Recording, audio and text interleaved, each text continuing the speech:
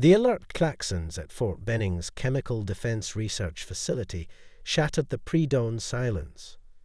Inside the main laboratory, Dr. Isabella Ramirez stared at her test results in disbelief. The sample couldn't be right.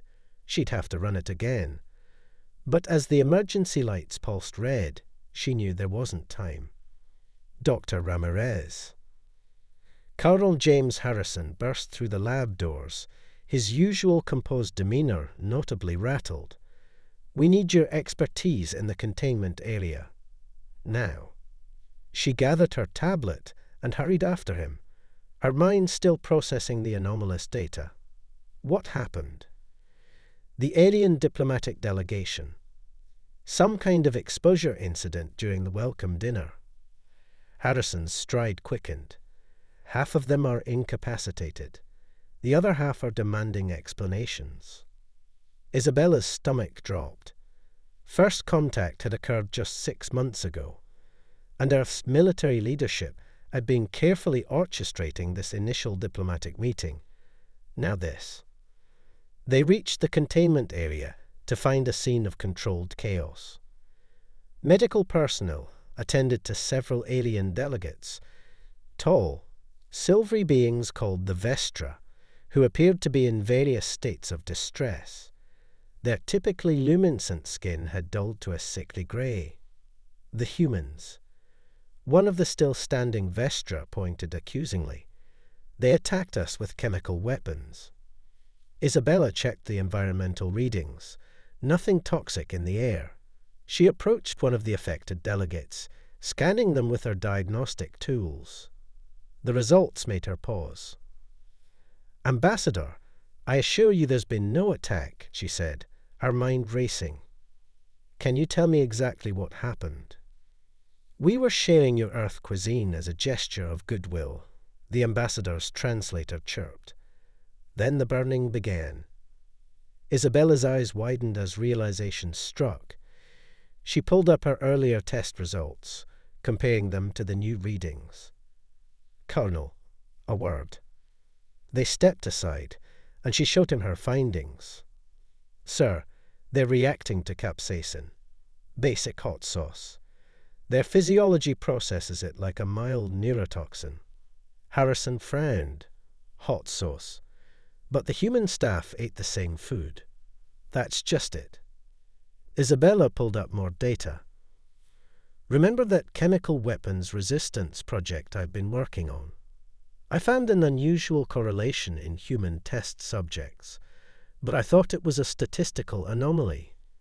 Sir, our species has developed a remarkable tolerance to certain chemical compounds through centuries of consuming spicy foods." "Are you saying—" Harrison's voice dropped to a whisper, "that humans have accidentally been training ourselves against chemical attacks by eating hot wings?" "Not accidentally." A new voice joined their conversation. They turned to find Professor Akiko Tanaka, the facility's cultural history expert, her eyes gleaming with excitement. "Dr. Ramirez, your discovery confirms what some of us have long suspected. There's a reason every major human civilization developed spicy cuisine." She produced an ancient-looking tablet. "These records were found beneath a temple in Thailand last year. They suggest an organized effort, dating back thousands of years, to build humanity's chemical resistance through dietary adaptation." The implications hit Isabella like a freight train. Centuries of spicy food challenges, capsaicin-laden dishes passed down through generations, entire cultures built around the cultivation and consumption of increasingly potent peppers. It hadn't been just about flavor. It had been preparation.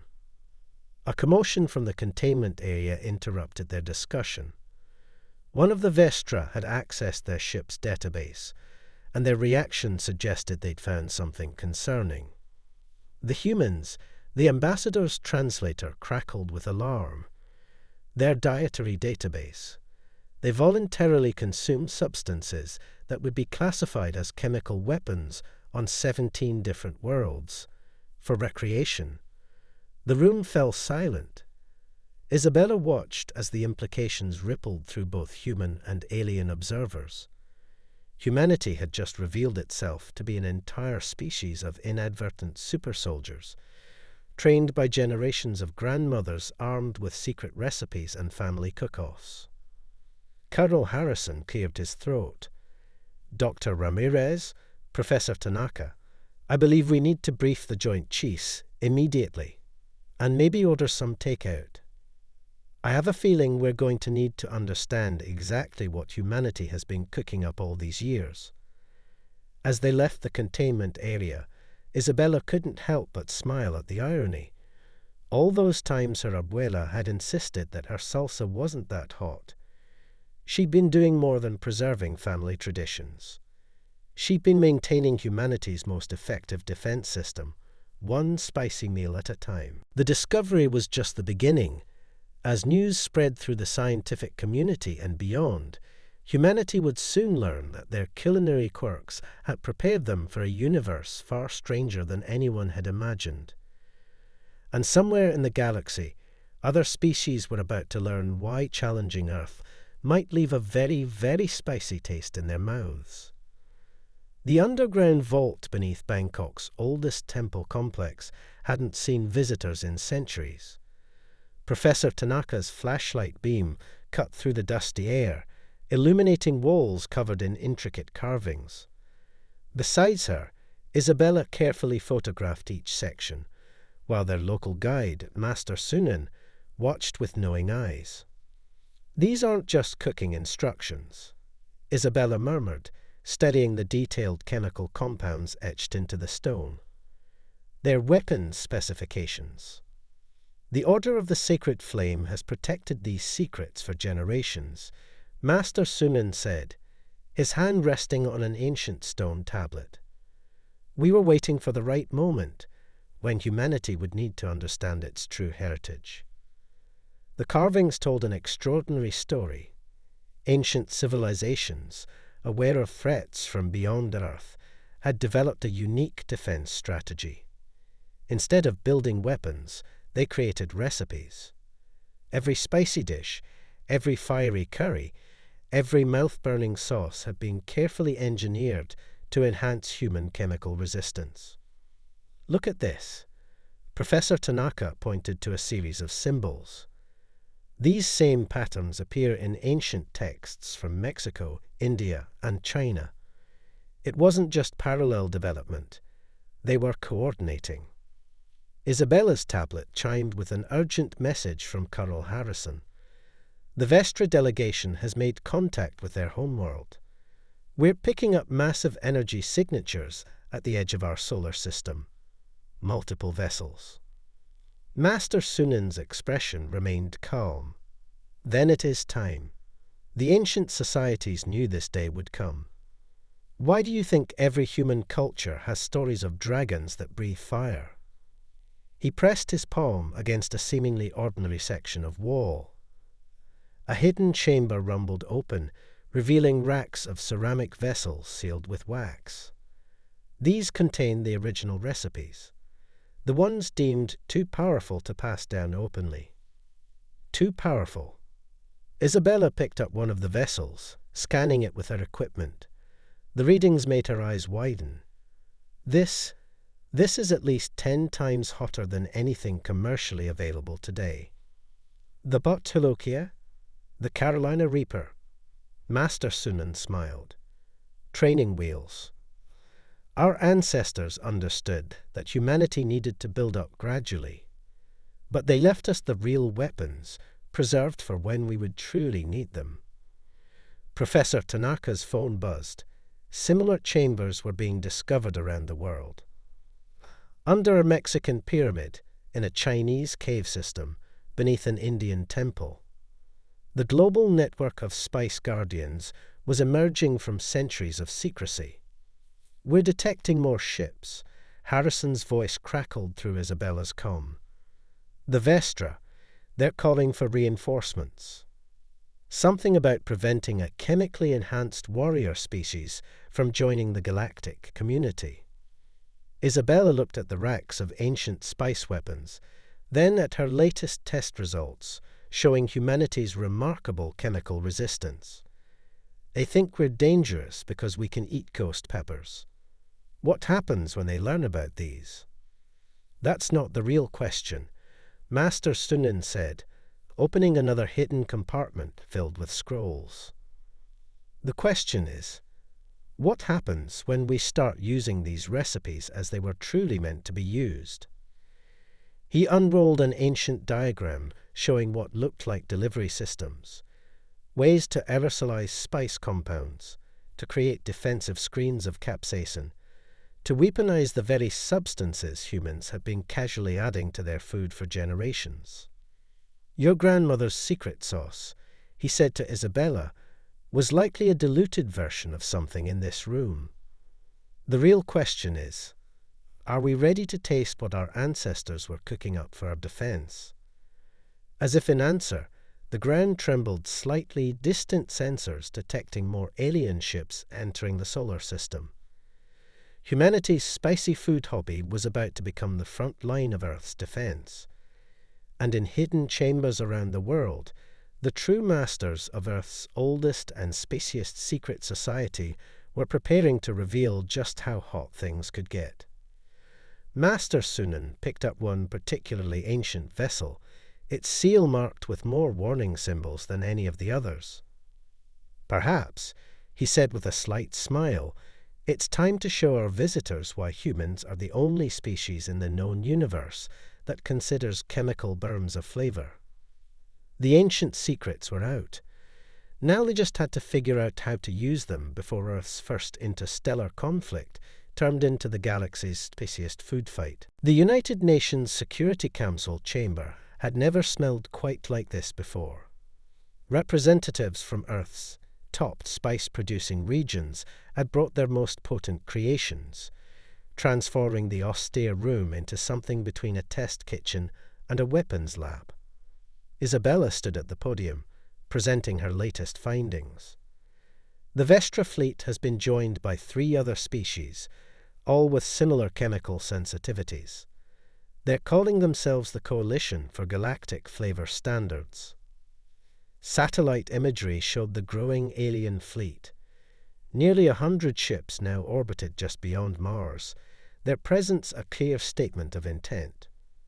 Earth had 72 hours to surrender its chemical weapons program, or face consequences. They're demanding we cease all production of capsaicin-based substances, Colonel Harrison added, including salsa. The Mexican representative stood up immediately. This means war. Master Sunan and his fellow Spice Guardians had transformed the UN basement into a command center. Ancient recipes were being modernized, adapted for large-scale deployment. Teams of chefs worked alongside military engineers, creating what they called culinary countermeasures. The ancestors anticipated this. Master Sunan explained, overseeing the production of a particularly potent batch. Every major spice-growing region developed unique compounds. Combined properly, they create something entirely new. Isabella's sensors could barely register the heat levels they were achieving. They'd already had to evacuate 3 floors above the kitchen due to ambient capsaicin levels. Even with protective gear, eyes watered within 20 feet of the preparation areas. Our first test deployment is ready, Professor Tanaka announced, entering with a sealed container. We've aerosolized the modified Thai bird's eye chili compound. 1 drop in a cubic meter of air would incapacitate most of the coalition species. And humans? Harrison asked. Might make them a bit hungry, Tanaka smiled. The coalition's ultimatum continued counting down, but Earth was far from defenseless. In every major city, restaurants were being converted into production facilities. Family recipes, long held secret, were being shared with military scientists. Generations of competitive eating champions were being recruited as frontline troops. Their capsaicin tolerance made them practically immune to the coalition's chemical weapons. "We're detecting movement in the fleet," a technician called out. "They're launching probes into the atmosphere." Isabella watched the tracking screens as alien devices entered Earth's airspace. They were clearly designed to deploy chemical agents, but the aliens hadn't counted on humanity's atmospheric defense system. Billions of cooking exhaust vents, releasing a constant stream of spicy particles into the air. The first probe exploded spectacularly over Bangkok, its sensitive sensors overloaded by the normal lunch rush emissions from the city's street food vendors. 2 more failed over Mexico City, and another crashed outside a Sichuan province. "They don't understand," Master Sunan observed. "Earth's atmosphere has been marinating in spice for centuries. Their instruments can't handle what we consider ambient conditions." A message from the Coalition Fleet commander appeared on the main screen. "Your planet's chemical saturation levels are impossible. No species could survive in such conditions." Isabella thought about her grandmother's kitchen, about years of building up tolerance through Sunday family dinners, about humans turning chemical warfare into a culinary art form, not out of malice, but out of an ancient understanding that sometimes the best defense is a really good hot sauce. "Send them our response," she told the communications officer. "Tell them this is just our mild sauce. If they want to experience medium, they're welcome to come down and try it." The coalition ships adjusted their positions, clearly preparing for something bigger than probes. But Earth was ready. In kitchens and labs around the world, humanity's spiciest weapons were being prepared. The real question wasn't whether Earth could defend itself. It was whether the galaxy was ready for a taste of what humans called hot. The first wave of coalition ships entered Earth's atmosphere at dawn. They expected their chemical weapons to incapacitate human defenses instantly. Instead, they encountered Operation Ghost Pepper. Carl Harrison watched from the command center as Earth's new defense system activated. Massive aerosol dispensers, retrofitted for industrial kitchen exhaust systems, released clouds of weaponized spice compounds into the sky. The alien ship's sensors began failing almost immediately. "Their environmental systems are trying to filter out what they think are toxins," Isabella reported, monitoring the readings. "But they can't handle the concentration. It's like trying to stop a flood with a coffee filter." The coalition's ground forces didn't fare much better. Their protective suits, designed to handle the deadliest known chemical agents, proved useless against centuries-old family recipes. The first squad that breached a perimeter in Ceyland was stopped by what was essentially aerosolized tom yum soup. "This is impossible." The coalition commander's transmission crackled with interference. "Our scanners show chemical weapon concentrations that would kill any living being. Would you like some milk with that?" Master Sunan's voice carried a hint of amusement as he directed the defense of Bangkok. His team had deployed what they called the Street Food Defense Grid, basically turning every food cart's walk into a defensive weapon. The battle for Earth became the strangest conflict in galactic history. In Mexico City, alien troops were repelled by an elderly grandmother armed with nothing but a spray bottle of her special salsa verde. Indian curry houses became forward operating bases. Chinese restaurants coordinated Sichuan peppercorn bombardments that left entire coalition squadrons numerically confused. But the coalition had numbers and technology on their side. As their ships pressed the attack, Earth's defenders prepared their ultimate weapon. In a secured facility beneath a Texas barbecue restaurant, Isabella and Professor Tanaka had combined ancient recipes with modern delivery systems.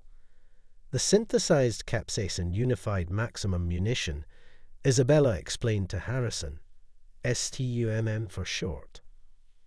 "You weaponized 5-alarm chili," Harrison translated. "More like 5,000 alarm," Professor Tanaka corrected. We combined every major spice tradition on Earth. The test sample made our most experienced taste tester cry.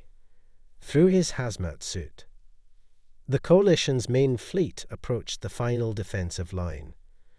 Earth's forces waited until they were fully committed, then launched SCUM. The effect was immediate and unprecedented. Ship after ship began reporting system failures as their environmental filters were overwhelmed. Artificial gravity failed as computer systems tried to process what they interpreted as impossibly lethal chemical concentrations. They're retreating. The announcement triggered cheers throughout the command center. On screens worldwide, Coalition ships scrambled to escape Earth's atmosphere, leaving behind confused ground forces who were quickly surrendering, many of them already developing a surprising appreciation for human cuisine. We're receiving a transmission from the Coalition leadership, a communications officer announced. They're requesting the recipe. Isabella looked at Master Sunan, who nodded slowly. Tell them, he said, that like any good recipe, this one requires years of practice to master. But if they're interested in learning, he smiled. Earth's cooking schools are always open to new students. The Battle of Earth would later be known throughout the galaxy as the Hot Sauce Incident. It marked the first time in recorded history that a planetary invasion was repelled through culinary warfare. More importantly, it confirmed what Earth's ancient spice guardians had always known. Sometimes the best defense is a really, really good offense, to the taste buds at least.